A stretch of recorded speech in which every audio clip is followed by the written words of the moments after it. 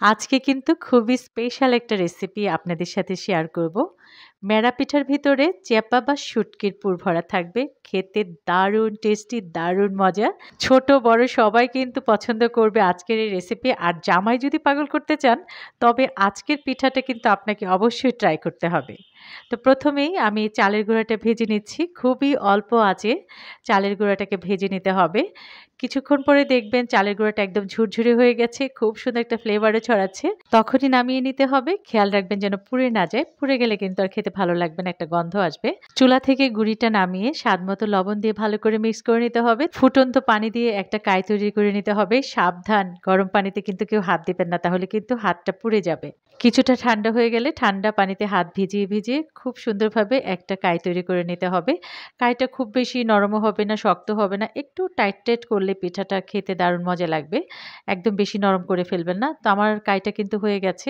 এবার ঢেকে রাখবো যেন উপর থেকে শুকিয়ে না যায়। একটা কাপড় ভিজিয়ে ভালো করে চিপে উপর দিয়ে দিয়ে রাখবেন, তাহলেই হবে।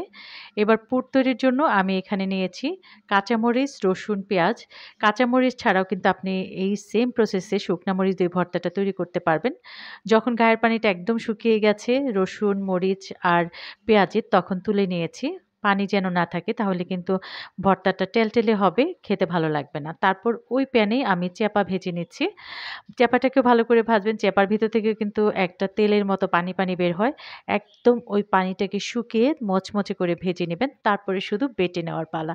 কি যে মজা এই পিঠাটা খেতে, দারুণ টেস্টি। আপনারা অবশ্যই বাসায় ট্রাই করবেন। খেতে কেমন লাগলো কমেন্টস করে আমাকে জানাবেন। আর রেসিপিগুলো ভালো লাগলে আপনাদের প্রিয়জনদের সাথে একটু শেয়ার করে দিবেন।